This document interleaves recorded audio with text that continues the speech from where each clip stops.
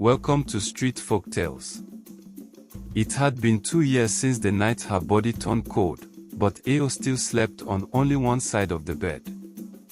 The other half remained untouched except by the dust that settled gently like the silence that had come to define his home. People said time healed everything, but time had only sharpened the edge of absence. There were days when he forgot to speak. Nights when he opened his mouth to scream and no sound came out. But worst of all were the moments when he swore he heard her. Not in dreams. In daylight.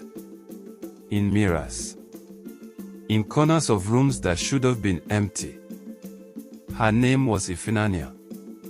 The kind of woman people turned twice to look at, not because of the curve of her body or the brightness of her smile, but because there was something ancient in her presence. A softness that made men lower their voices and women sit up straighter. She had once said, laughing, that she must have walked the earth before. That kind of thing no longer felt like a joke. The night she died was the same night the rains came early. It had been dry for weeks, the heat unbearable, the air choking with tension. Ao was running late that evening.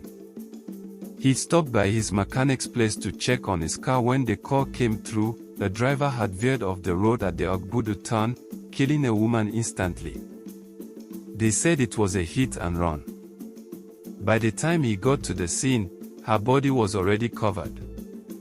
But the scarf, her green scarf, still lay on the road, wet and stained. They buried her the next day. Quietly. Fast.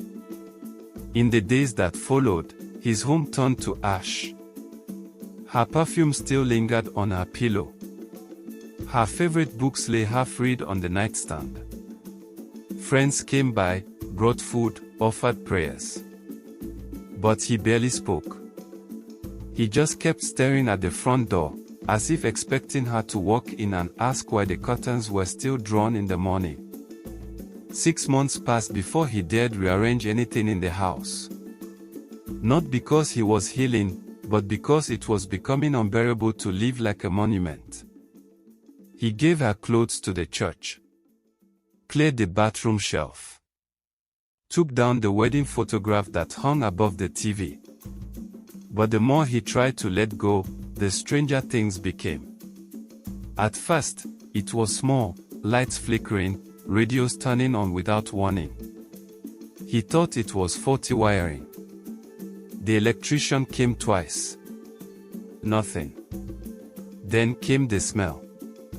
That sweet, clove-heavy scent she always wore. It would drift through the house at random hours, especially at night. And then came the whispers. He heard them mostly in the kitchen. Faint murmurs, as though someone was singing under their breath. One night, while washing his plate, he heard it clearly, "Don't forget the rice." It was her voice. He turned slowly, water still running. The kitchen was empty. Ao did not believe in ghosts. Or rather, he didn't used to. But what he believed stopped mattering the day he met Sod. She had been introduced by his cousin, Emeka. A friend from church. Widowed too, with kind eyes and a voice like warm honey. She didn't pressure him, didn't ask too many questions. She just sat with him. Brought laughter back in little fragments. After a while, she stayed over once or twice. Never for too long. Never in Ifinania's bed. They always used the guest room. But then things started happening. One night, as Sod lay sleeping, a glass shattered in the kitchen. Another night, all the windows in the living room blew open at once, even though there was no wind.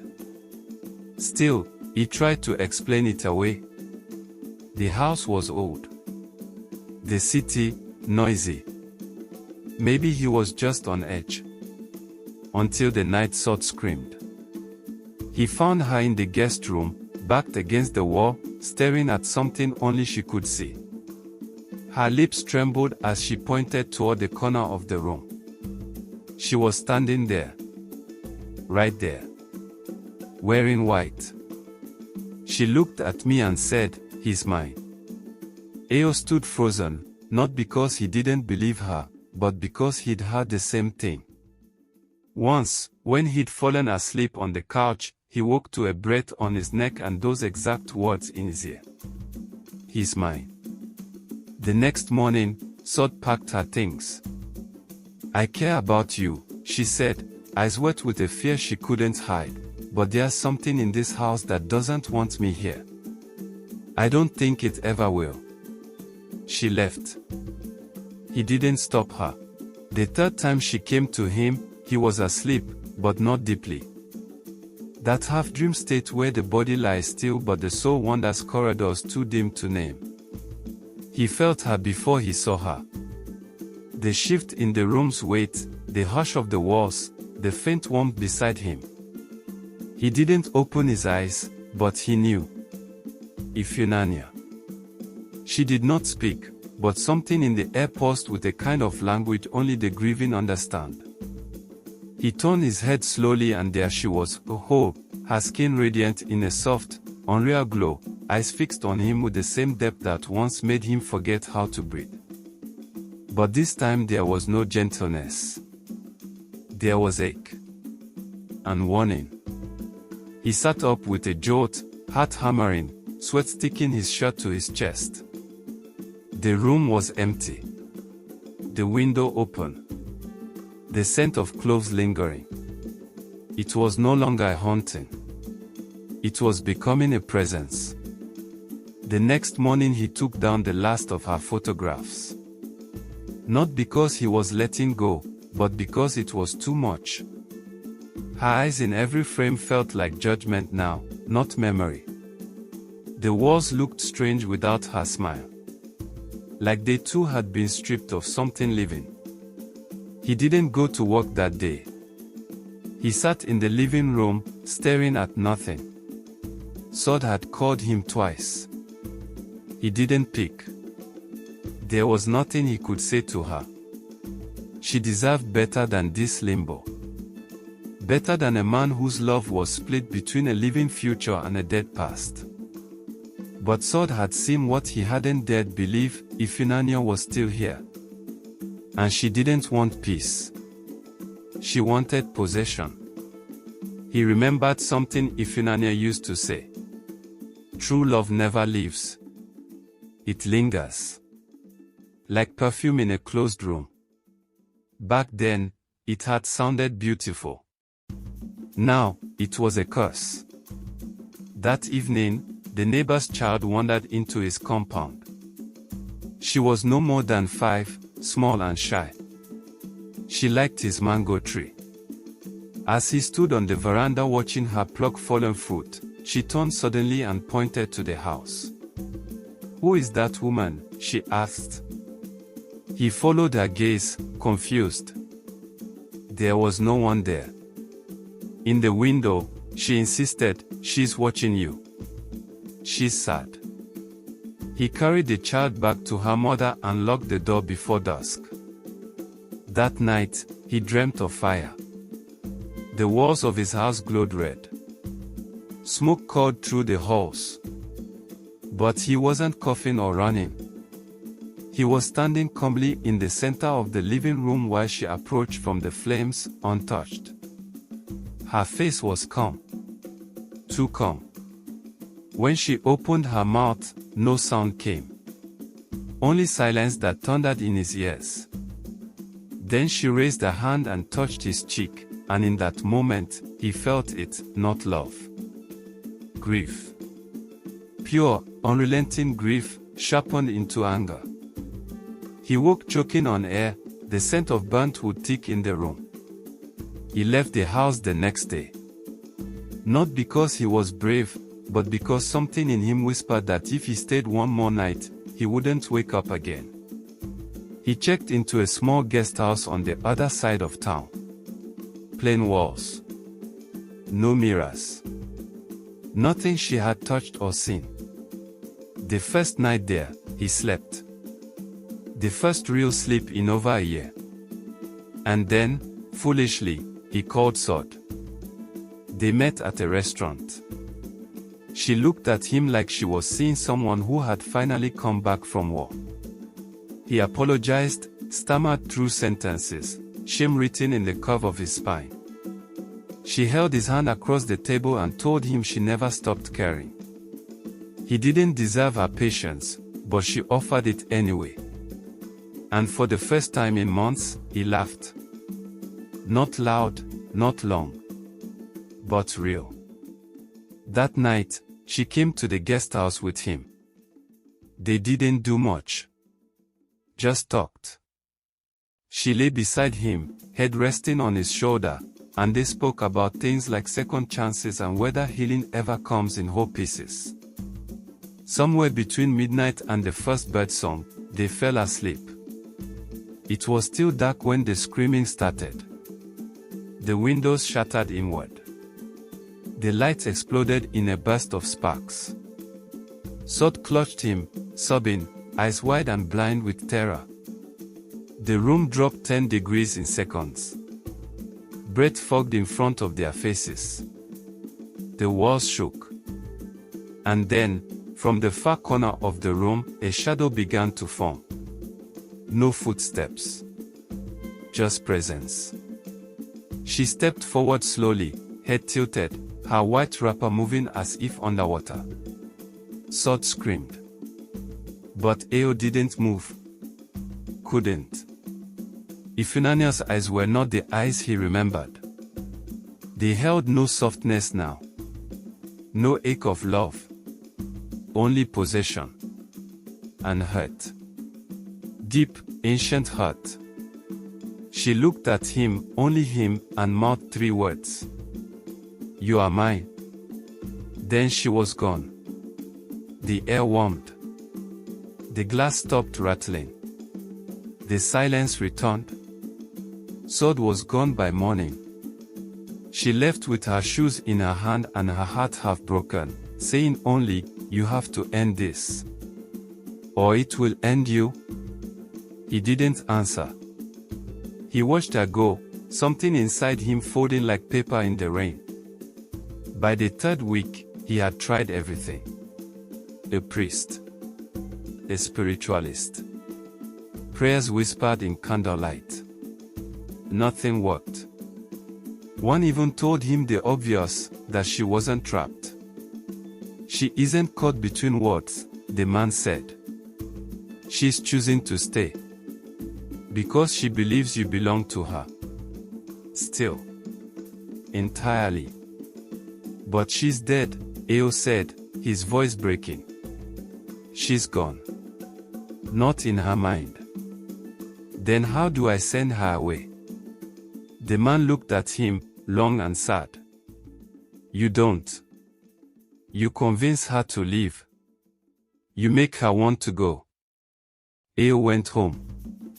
He walked through every room, touching the things she touched. Sat on the couch where she used to curl up with a blanket. Opened the drawers where she kept her journals.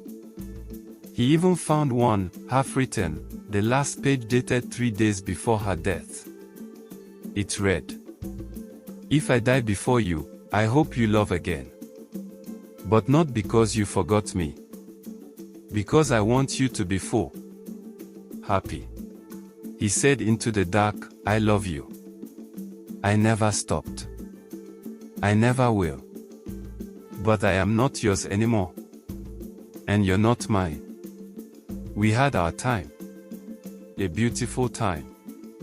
But it ended. I need to go on. Please, let me go. He didn't know if she heard. But the room stayed still. He kept talking.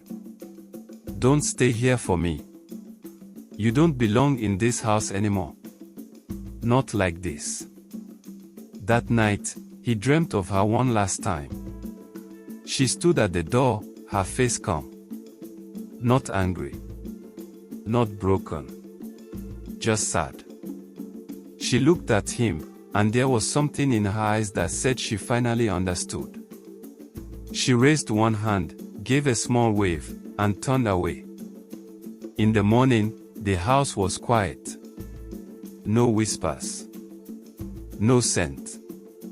No chill in the air. He waited a week.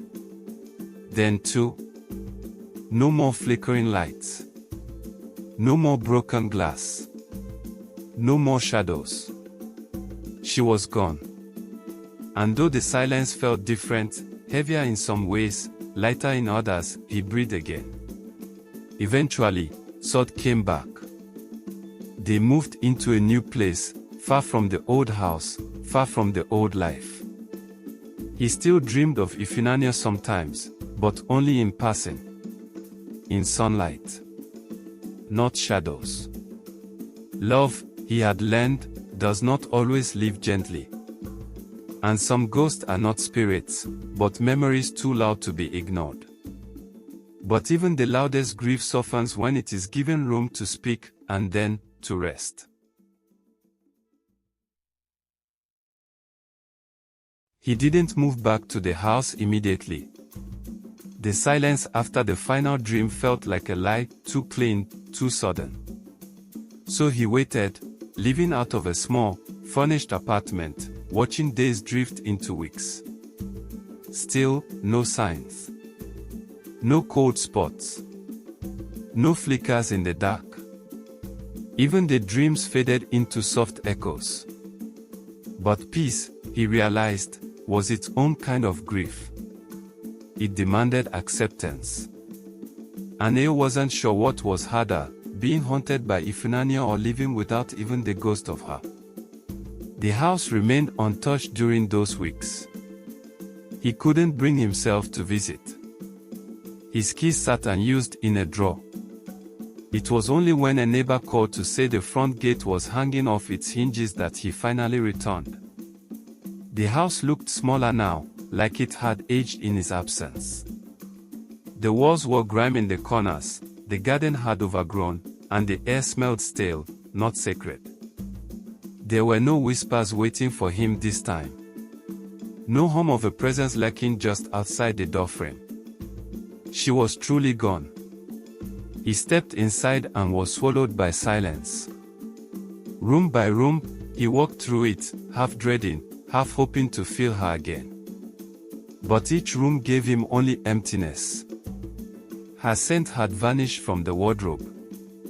The floorboards no longer creaked under invisible weight.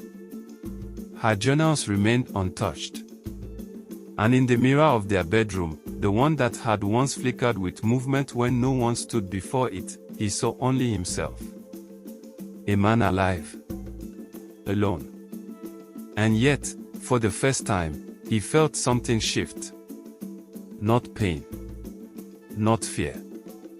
Something closer to calm. A fragile calm, like a new leaf pushing up through cracked earth. In the following days, he cleaned the house. Slowly, deliberately. Each item placed in a box was like a farewell. He gave most of her things to the church's shelter. Kept only the journal, her wedding ring, and the scarf that had once lain on the road the night she died. He didn't know why he kept the scarf. Maybe because it was the last thing that had touched her. Or maybe because it still smelled faintly of her perfume, a scent so light he wasn't sure if it was real or imagined. And then, he sold the house. It wasn't a decision he made easily. But it felt right. The house had become a tomb, not just of her memory but of the man he had been. Moving forward required more than surviving the past, it meant burying it fully. He sent the papers off in silence, then walked away without looking back. When he told Sod, she only nodded. She had waited, never pressuring him. Her love had been patient, a quiet room with the door always open. They began again, not with grand declarations or plans, but with small things. Weekend markets. Morning tea. Sidewalk walks without needing to say much. There were moments when her hand in his reminded him of Ifunanya's, and he hated himself for it. But Sod never asked him to erase his love. She just asked him to make space for new ones. Some nights, he still dreamt of the accident. The rain. The green scarf. But in those dreams, he no longer saw her face twisted in pain. He saw her standing whole, her eyes at peace. Watching him from a distance, as if finally satisfied that he had lived. Months passed. On the anniversary of her death, he visited her grave for the first time in a year. He brought nothing but the scarf. Kneeling, he laid it gently on the grass. "I didn't forget," he whispered. "I never will. But I'm learning to live again."